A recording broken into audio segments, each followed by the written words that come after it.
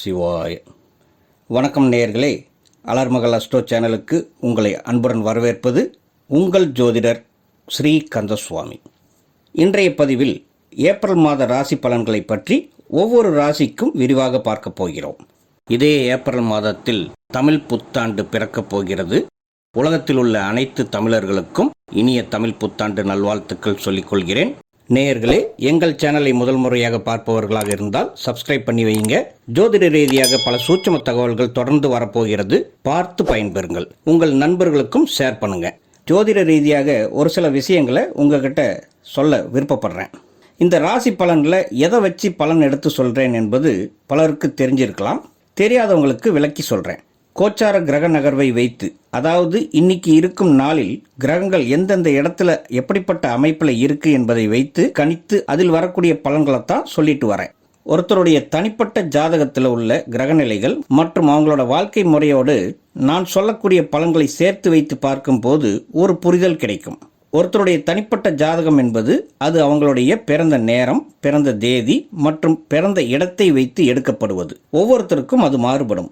ஒன்றாக பிறக்கக்கூடிய குழந்தைகள் கூட வேற வேற குணாதிசயங்களோட படிப்பு அமைவதற்கு காரணம் கணநொடி வித்தியாசமாக கூட இருக்கலாம். நான் இங்கே சொல்லக்கூடிய ராசி பலன் என்பது ஒருத்தருடைய தனிப்பட்ட ஜாதக பலன் கிடையாது.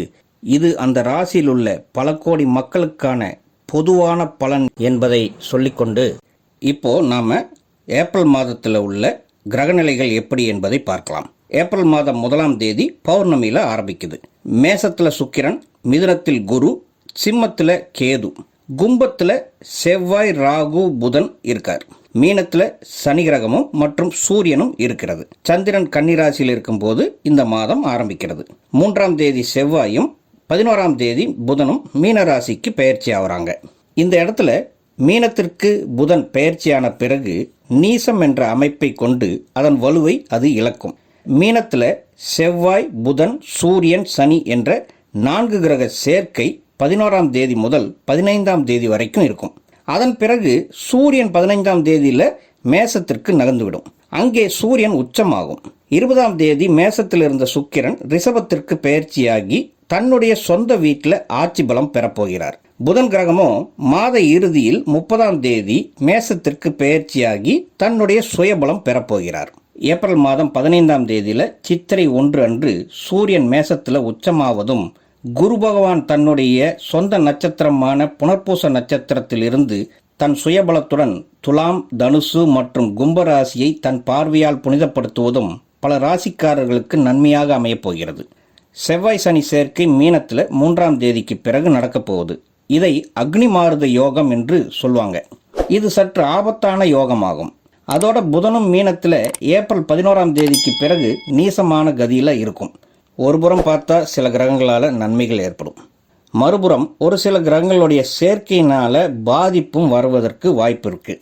எந்தெந்த ராசிகளுக்கு இந்த மாதம் எப்படிப்பட்ட பலன்கள் என்பதை இப்போ பார்க்கலாம். சிம்ம ராசி.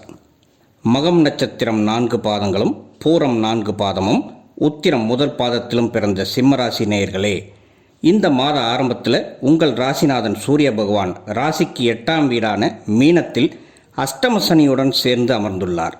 ஏப்ரல் 15ஆம் தேதியில் மேசத்திற்கு சென்று உச்சநிலை பெறுவார் என்பதால் இந்த மாதம் கலவையான பலன்கள் உண்டாகும். குரு பகவான் உங்களுக்கு லாபஸ்தானத்தில் இருந்து 3, 5 மற்றும் 7ஆம் வீட்டை பார்ப்பது ஒரு சிறப்பான அமைப்பாகும். அஷ்டம சனி காலம் என்பதால் எதிலும் கொஞ்சம் நிதானத்துடன் ஒரு முறைக்கு 2 முறை யோசித்து முடிவெடுத்தல் நல்லது. தொழில் மற்றும் வியாபாரம் செய்யும் சிம்மராசினருக்கு இந்த மாதம் பெரிய அளவிலான முதலீடுகளை தவிர்ப்பது புத்திசாலித்தனமாகும். கொடுக்கல் வாங்கலிலும் இழுபறி நிலை நீடிக்கும். கடன் வாங்கி தொழிலை விரிவாக்கம் செய்வதையும் இந்த மாதம் தவிர்க்கவும். அறிமுகம் இல்லாத புது ஆளுங்களோட பார்ட்னர்ஷிப் போட்டு பிஸ்னஸ் ஆரம்பிக்கிற பிளான் இருந்தால் அதை சரியாக வரக்கூடிய ஜூன் மாதம் குரு பெயர்ச்சிக்கு அப்புறமா ஆரம்பிக்கிறது ரொம்ப நல்ல வளர்ச்சியை தரும். உங்கள் தொழிலில் மறைமுக போட்டிகள் அதிகரிக்க இந்த மாதத்தில் அதிக வாய்ப்பு இருக்குது. உங்களுடைய பிஸ்னஸ் டெக்னிக்ஸை யார்கிட்டையும் ஓப்பனாக சொல்லி வைக்காதீங்க. கலைத்துறை, கமிஷன் ஏஜென்சி மற்றும் நிலம் சார்ந்த தொழில் செய்கிறவங்களுக்கு இந்த மாதம் வருமானம் சுமாராகத்தான் இருக்கும். சனியுடன் செவ்வாய் இணைந்து தரக்கூடிய அக்னி மாருத யோகம் கொஞ்சம் நெகட்டிவான பலன்களை தரும் என்பதால் மட்டும் இல்லாமல் அது அஷ்டமஸ்தானத்தில் நடக்கிறதால தொழில் மற்றும் வியாபாரம் செய்கிறவங்களுக்கு சின்ன சின்ன இடைஞ்சல்கள் இந்த மாதத்தில் இருந்துக்கிட்டே தான் இருக்கும். தொழில் நிமித்தமான பயணங்கள் வந்தாலும் அதற்கேற்ற லாபம் கைக்கு உடனே கிடைக்காம போகலாம். ஆனால் கண்டிப்பாக ரிட்டர்ன்ஸ் வரும். அதனால் டென்ஷன் ஆகாமல் பொறுமையாக இருங்க. உங்கள் பிஸ்னஸில் உங்கள் கீழே வேலை செய்கிறவங்க கிட்ட எப்பொழுதுமே கொஞ்சம் கனிவாகவே நடந்து கொள்ளுங்க. அதுவே உங்கள் வளர்ச்சிக்கு உறுதுணையாக இருக்கும். அப்படி நடத்துறதுனால பணியாளர்களுடைய ஒத்துழைப்பும் உங்களுக்கு அதிகரிக்கும். வேலைக்கு போகும் சிம்ம ராசிக்காரர்களுக்கு இந்த மாதம் முதல் பாதியில் அஷ்டமஸ்தானமான 8ஆம் வீட்டில் சனியோட சூரியன் அது ஆரம்பத்திலேயே அங்கே இருக்கும். 3ஆம் தேதியிலிருந்து செவ்வாய், 11ஆம் தேதியில் புதன் ஆக 3 கிரகமும் சனியோட, அதுவும் நடக்கிற அஷ்டம சனி காலத்தில் சேர்வது கத்தி மேலே நிற்கும் நிலைதான் உங்களுக்கு. உங்கள் ராசிக்கு குரு மற்றும் சுக்கிரன் நல்ல நிலையில் இருக்குது. நீங்கள் உண்டு உங்கள் வேலை உண்டுன்னு அமைதியாக வேலைக்கு போயிட்டு வந்துட்டு இருந்தீங்கன்னா உங்களுக்கு இந்த மாதத்தில் பிரச்சனைகள் எதுவும் இல்லாமல் தாண்டிடலாம். இந்த ஒரு மாதம்தான் பிரச்சனைகளை அதிகமாக ஃபீல் பண்ணுவீங்க. வேலையில் ஒர்க் ப்ரெஷர் மண்டையை பொழக்கும். குடும்பத்திலையும் பல துருவத்திலிருந்து தாக்கம் இருக்கும். உணர்ச்சிவசப்பட்டு உங்கள் சூரியனுடைய கோபத்தை காட்டினீங்கன்னா அப்புறம் நஷ்டம் உங்களுக்குத்தான் இருக்கும். வாயை கொடுத்து மாட்டிக்கிட்டோம்னு அப்புறம் ஃபீல் பண்ணி பிரயோஜனமே இல்லை. வேலை இடத்துல கோபத்தை காட்டினா வேலை போகும் அபாயமும் இருக்குது. அதே போல் வேலையில் அனுபவித்த டார்ச்சரை வீட்டில் கொண்டு வந்து காட்டினீங்கன்னா குடும்பத்தில் விரிசல் வரக்கூட வாய்ப்புகள் இருக்குது. ரொம்ப கவனமாக இருக்க வேண்டிய மாதம் இது. வேலையில் எதிர்பார்த்த பதவி உயர்வு தள்ளி போகலாம். உங்கள் திறமையை யாரும் பாராட்டலையேன்னு வருத்தமும் ஏற்படலாம். சில நேரத்தில் அழுக கூட வரலாம். ஒரு விஷயம் மட்டும் மனசில் வச்சுக்கிங்க, பொறுத்தார் பூமி ஆழ்வார். சிம்மம் ஆளுமை அதிகம் உள்ள ஒரு ராசி தாங்க. இந்த மாதத்தில் பதுங்குனீங்கன்னா அடுத்த மாதத்தில் பாயலாம். இதை மனசில் வச்சுக்கிங்க, உங்களுக்கு நல்லதே நடக்கும். பொருளாதாரம் என்று பார்த்தா இந்த மாதம் வரவுக்கேற்ற செலவுகளும் இருக்கும். தேவையற்ற ஆடம்பர செலவுகளை கம்மி பண்ணிக்கிறது நல்லதுங்க. யாருக்கும் ஜாமீன் கையெழுத்து போட்டுறாதீங்க. இந்த மாதம் அதுலேயும் கவனமாக இருங்க. பழைய கடன்கள் இருந்தால் அதை அடைக்க சில வாய்ப்புகள் அமையும். குடும்பம் மற்றும் திருமண வாழ்க்கையை பார்க்கும்போது குடும்ப நபர்களால் சின்ன சின்ன தொந்தரவுகள் வரலாம். சில நேரத்தில் அது அவமானமாக கூட இருக்கலாம்.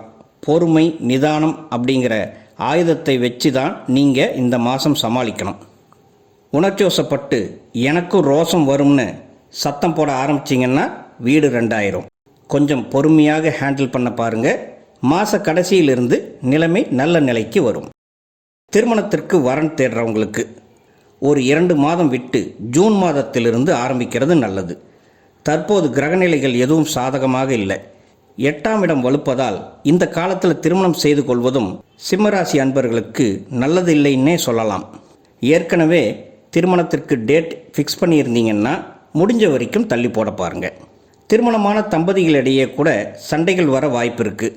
ஒருவரை ஒருவர் புரிஞ்சு நடந்துக்கிட்டால் வாழ்க்கை நிம்மதியாக நகரும். காதலிக்கும் சிம்மராசி நேயர்களுக்கு இந்த ஒரு மாதம் காதலுக்கு லீவு விட்டுடுங்க. வாக்குஸ்தான அதிபதி புதன் 8ஆம் இடத்தில் இருப்பது பேச்சில் பிரச்சனை தரும் என்பதால் கவனம் தேவை. பல நாட்களாக குழந்தை பாக்கியத்திற்கு காத்திருப்பவர்களுக்கு 5ஆம் இடத்து அதிபதி குரு பகவான் 11ஆம் வீடான மிதுனத்தில் பகையாக இருப்பதால் தாமதமாகலாம். அதனால் மருத்துவ ஆலோசனைகளை மேற்கொள்வது நல்லது. வேலைக்கு போகும் பெண்களுக்கு அலுவலகத்தில் புதிய பொறுப்புகள் வரலாம். உடல் சோர்வு மற்றும் மன உளைச்சல்களை தவிர்க்க தியானம் மேற்கொள்வது நல்லதாகும். பெண்கள் வெளியில் வண்டி வாகனத்தில் போகிறப்போ ரொம்ப கவனமாக இருங்க. கையில் உள்ள பொருள், பணம் அல்லது நகைகள் திருட்டு போகவோ அல்லது தொலைக்கவோ வாய்ப்பு இருக்குது. பயணத்தில் யார்கிட்டையும் எந்த விஷயத்தையும் பேசவும் வேண்டாம், கோபப்படவும் வேண்டாம். அமைதி, அடக்கம் மற்றும் பொறுமை ரொம்ப முக்கியம். இந்த அக்னி மாருத யோகம் என்பது மே மாதம் 11ஆம் தேதி வரைக்கும் இருக்கும் என்பதால் இயற்கை சீற்ற பாதிப்புகள் நிறைய வர வாய்ப்புகள் இருக்குது. உலகம் முழுவதுமே ஆங்காங்கே நெருப்பு பாதிப்பு, கேஸ் மூலமாக பிரச்சனைகள், மக்கள் மனநிலையில் பிரச்சனை என்று விதவிதமாக வரலாம். அதனால் முடிஞ்ச வரைக்கும் சேஃபாக இருக்க பாருங்கள். அடுத்து மாணவர்களுக்கு இந்த ஏப்ரல் மாதத்தில் எக்ஸாம்ஸ் இருந்தால் முழு மூச்சாக உங்களுடைய ஃபுல் எஃபர்ட் போட்டு படிச்சுட்டு போங்க. கவனம் திசை மாறும் அமைப்பு இருக்குது. முழு மனதையும் படிப்பில் மட்டும் வைக்க பாருங்கள். குறுக்கு வழிகளை நாட வேண்டாம். முக்கியமான சாப்டர் மட்டும் படித்தா போதும்னு நினைக்காம எல்லாத்தையும் படிச்சுட்டு போங்க. வெற்றி கண்டிப்பாக கிடைக்கும். முதியவர்களுக்கு இந்த ஏப்ரல் மாதத்தில் ஆரோக்கிய பிரச்சனை வராமல் இருந்தாலே போதும். உங்களுக்கு கோயில்கள் போகிறதாக இருந்தால் கூட அதை நீங்கள் அடுத்த மாதத்தில் பிளான் பண்ணிக்கோங்க. வீட்டில் டே டு டே ஆக்டிவிட்டீஸ் மட்டும் பார்த்தபடி இந்த மாதத்தை கடந்தீங்கன்னா போதும் என்ற மனநிலையோடு இருங்க, நல்லதே நடக்கும். சிம்ம ராசிக்கு இந்த மாதம் 14, 15, 16 மற்றும் 17ஆம் தேதியில் சந்திராஷ்டமம் இருக்குது. இந்த 4 நாட்களில் புதிய முதலீடுகள் மற்றும் பயணங்களை தவிர்ப்பது நல்லது. உங்களுக்கான அதிர்ஷ்ட எண்கள் 1, 5 மற்றும் 9 ஆகும். அதிர்ஷ்ட நிறம் சிகப்பு, மெரூன் மற்றும் மஞ்சள் நிறம். நீங்கள் ஞாயிற்றுக்கிழமைகளில் சூரிய வழிபாடு மற்றும் கோதுமை தானம் செய்து வருவது தொழிலிலும் வேலையிலும் உள்ள தடைகள் நீங்கும், சிறப்பு உண்டாகும்.